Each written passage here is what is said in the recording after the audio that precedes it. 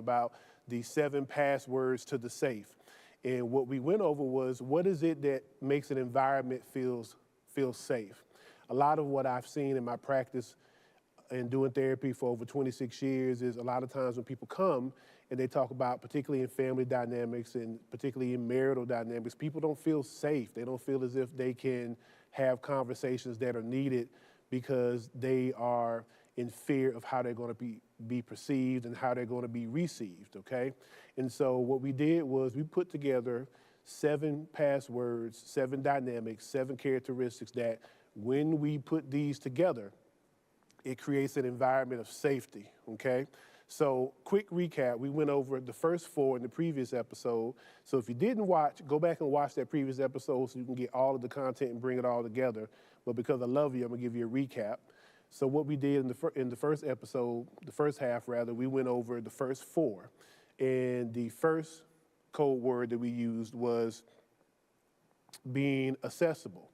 And we gave a definition of what being accessible was, why it was important, and what the barriers to being accessible are, as well as what the bridges are. Then we went over to the second code word, which was being available. We talked about what that definition was, why it's important and relevant, and then what the barriers and also what the bridges are to being available. Then we bounced all on over to code word number 3, which was being attentive. And we talked about what that definition was, why it was important and relevant, and what were the barriers as well as the bridges to overcome those barriers. And then we ended out the previous episode with code word number 4, which was being accepting. And we talked about what that definition was and why it was important and what the barriers were to being accepting as well as the bridges, okay? So we covered a little bit over half. So what we're gonna do in this episode is we're gonna bring it all together. We're gonna do code word 5, the code word for 6, and the code word for the 7th. And we're gonna round it out, go back over it, all 7, and then we're gonna close it out in terms of how we can apply it, okay? So let's go ahead and dive in. Code word number 5, okay? Code word number 5 is acknowledge, okay? Acknowledge. This is code word number 5. And when we use the word acknowledge, basically what we're defining acknowledge is recognizing the rights, authority, and status, okay? Acknowledge is important when you talk about safety because when people come to you with something of a concern that they want to share, that acknowledge piece is critical because what you're saying is you see them and that you validate their feelings, you're validating their presence, you acknowledge them. You're acknowledging who they are and why they are how they are. Now, typically what I say in therapy to my patient population is with the acknowledging component, what I'm saying as a clinical practitioner is they have the right to feel what they feel and they have the authority to decide the capacity in which they feel it, but then also they have a right to that status as well. So if somebody comes and they're angry, that's their right. And I recognize that as a practitioner, but then I recognize them as a human being to have that right. They have the authority to do that. As I said in the previous episode, one of the things that I often tell my patient population is no one has the right to tell you how to feel. It's your feeling, okay? It's tied to a circumstance. It's tied to an event, and it happened to you. So you have a right to how you feel.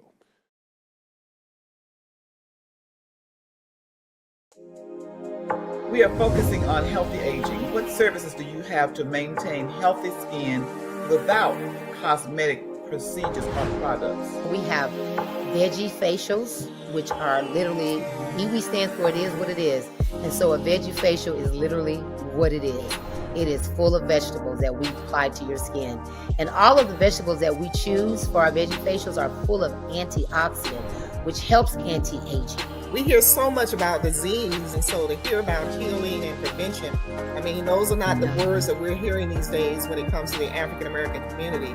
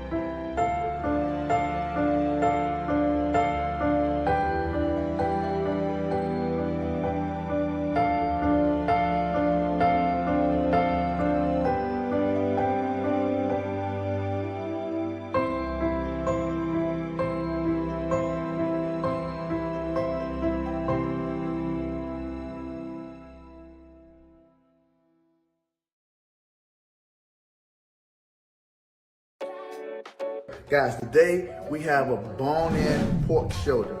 And look, we're gonna be cooking that in our Instapot. So you guys got your Instapots ready? Let's cook.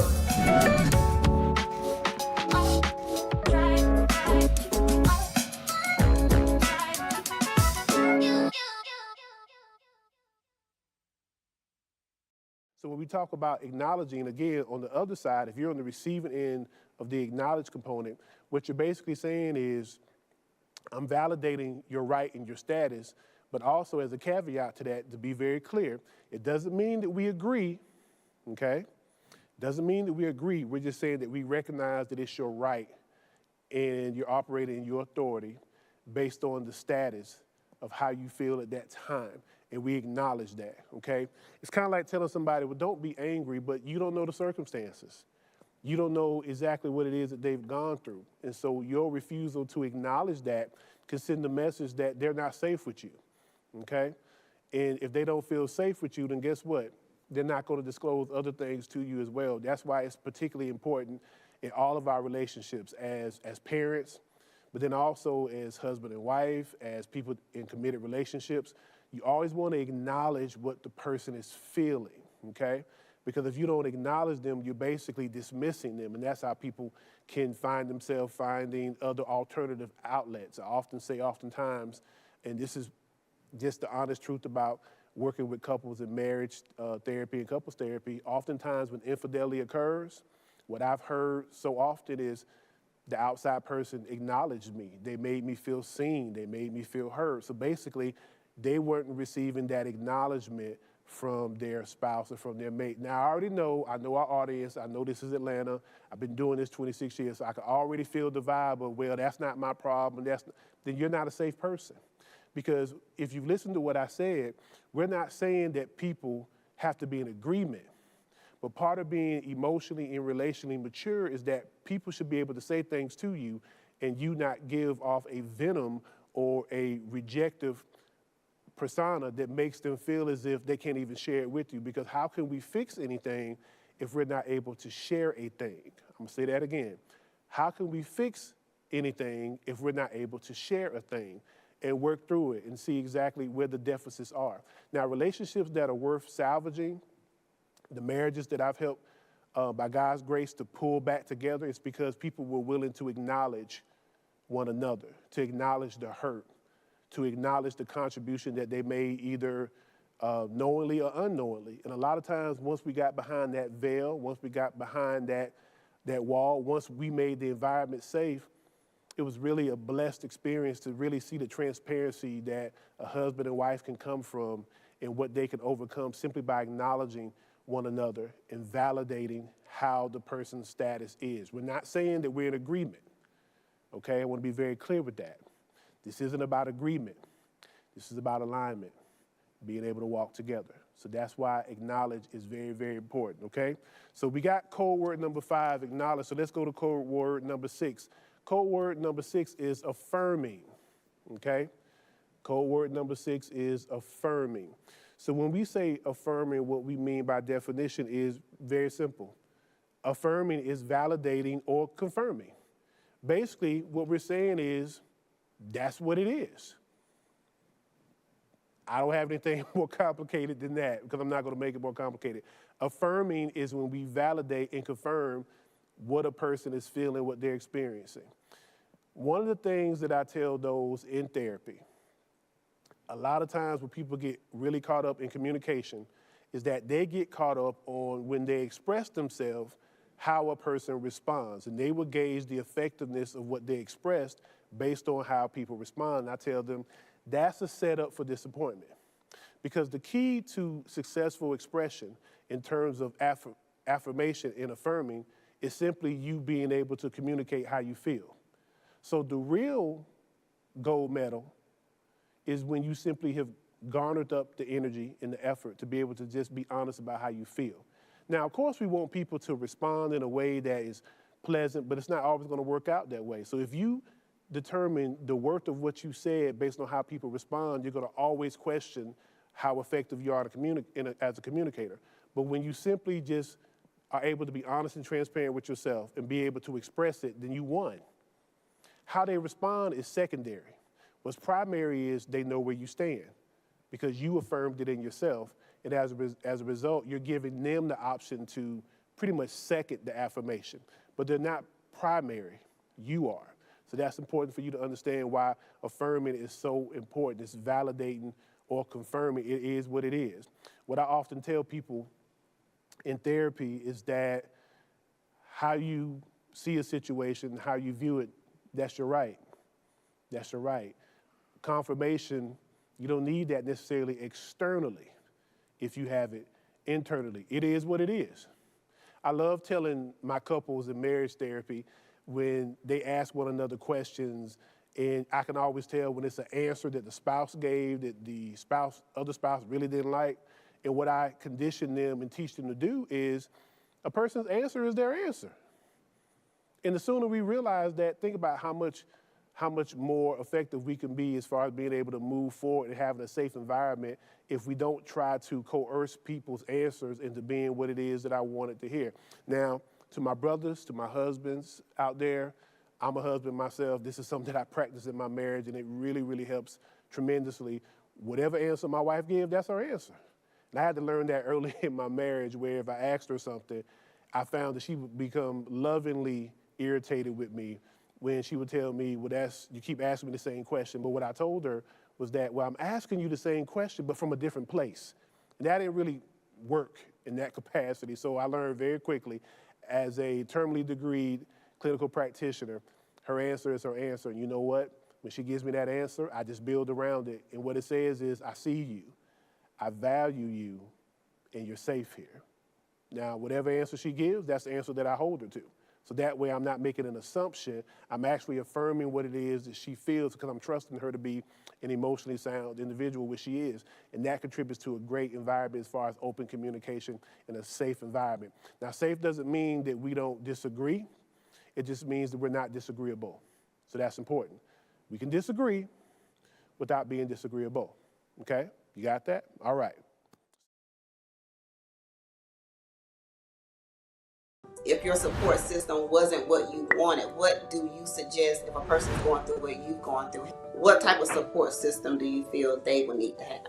They would need to open up to mental health. That's the first thing. As traumatic as it was, I know in the African American community or the brown people, we don't believe in mental health.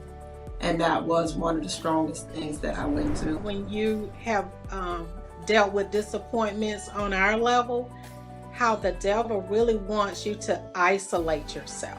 You want to get to counseling. You want to get to people who've gone through the same things that you've gone through.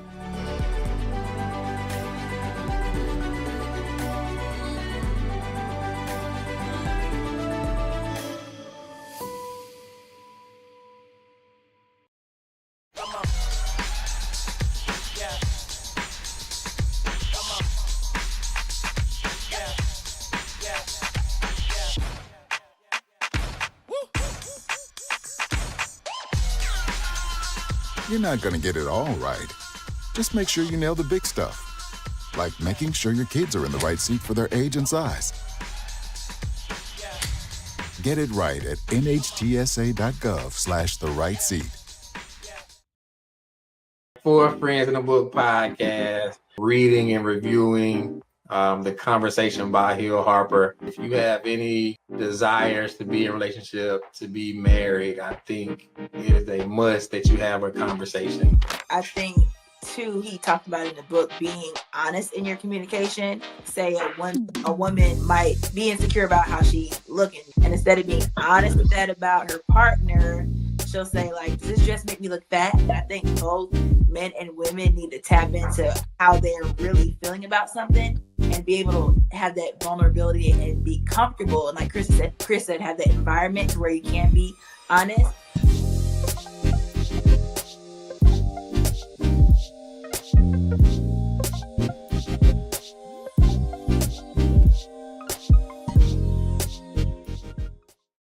So let's bring it on home to code word number 7. Code word number 7. And to be honest, this is my favorite because I'm big on this. I'm really big on this because this is near and dear to me in my heart because I believe it is the cornerstone of safety. It's the cornerstone of communication. It's the cornerstone of love. It's the cornerstone of every quality relationship.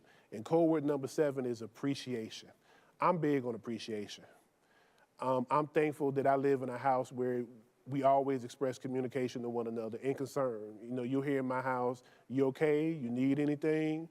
You all right? And there's a genuine concern for everyone. So as a result, it's an environment that's safe, and it promotes an environment where we all feel appreciated for the most part. And so when you talk about appreciation, by definition, what we're saying here in terms of creating a safe ecosystem is an expression of gratitude, approval, or admiration.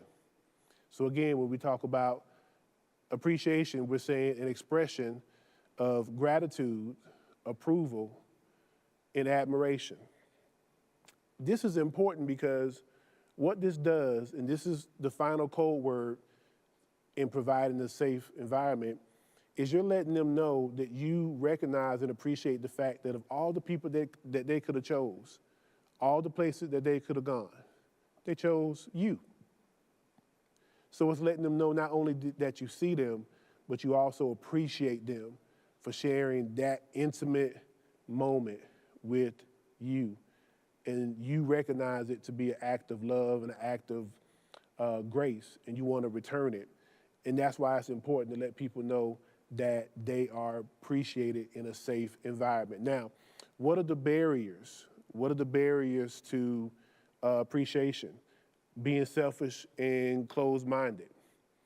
Being selfish and closed-minded, basically when you hijack how that person feels in that moment, when you just kind of leave it open, doesn't really make them feel as if, you know, you appreciate what it is that they did and that you're recognizing just how much it took for them to share that. Keep in mind, when somebody is hurting and when they want to communicate about something, it's something that 9 times out of 10 they've been holding in, and it has been eating away at them for such an amount of time. And to choose you as that individual to let them know that you're safe not only because you've gone through the process, but you're safe because I'm letting you know that I appreciate the fact that you did what you did, okay?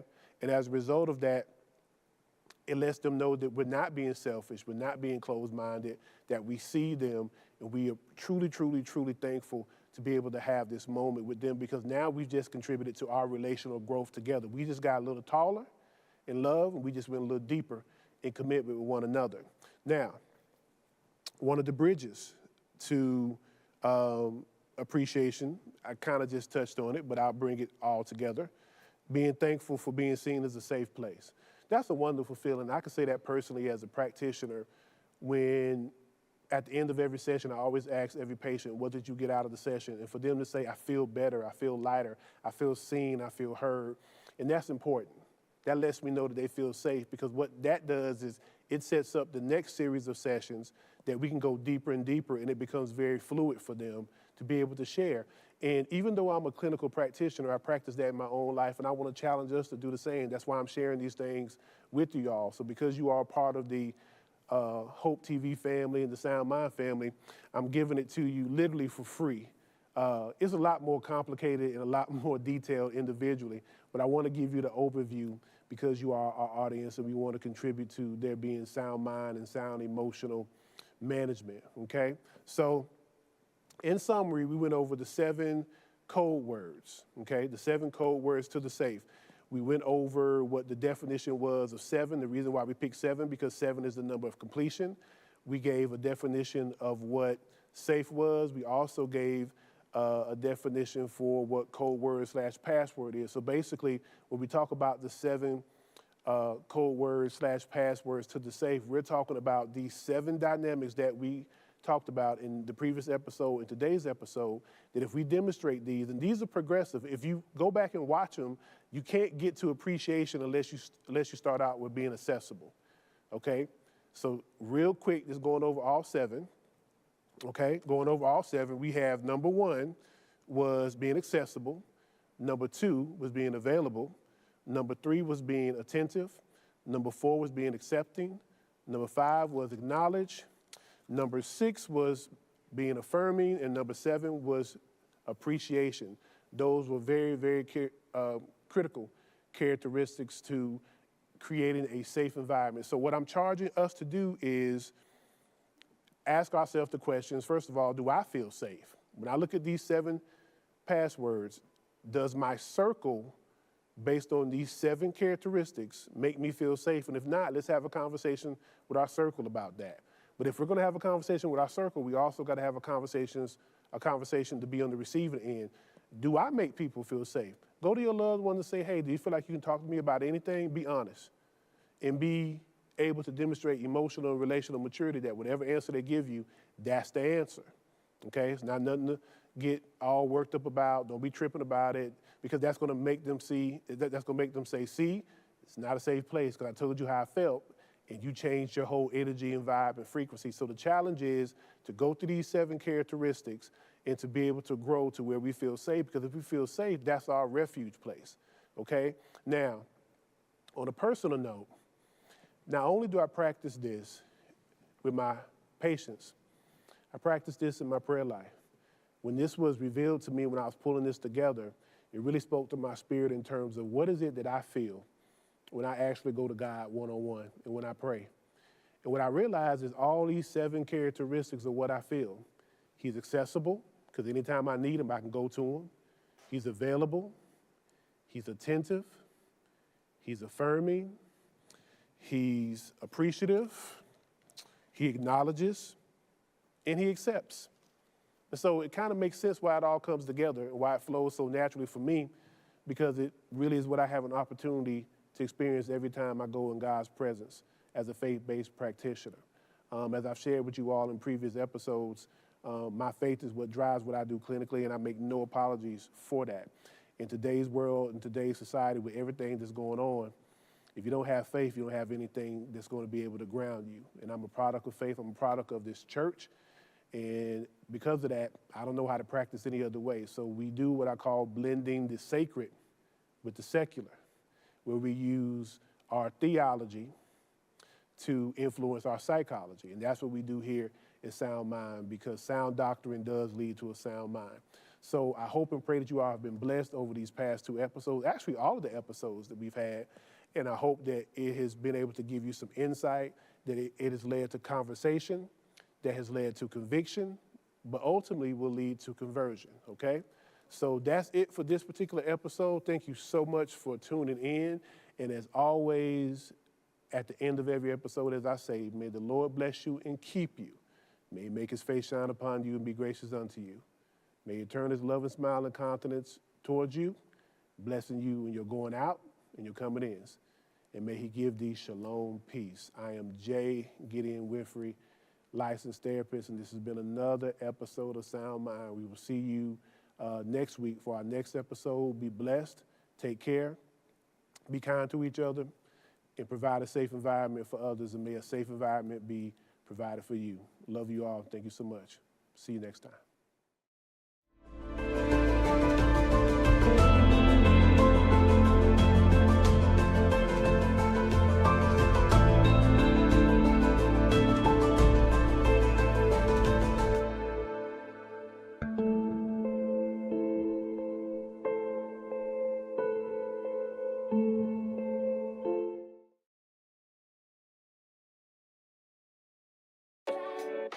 Guys, today we have a bone-in pork shoulder. And look, we're gonna be cooking that in our Instapot. So you guys got your Instapots ready? Let's cook.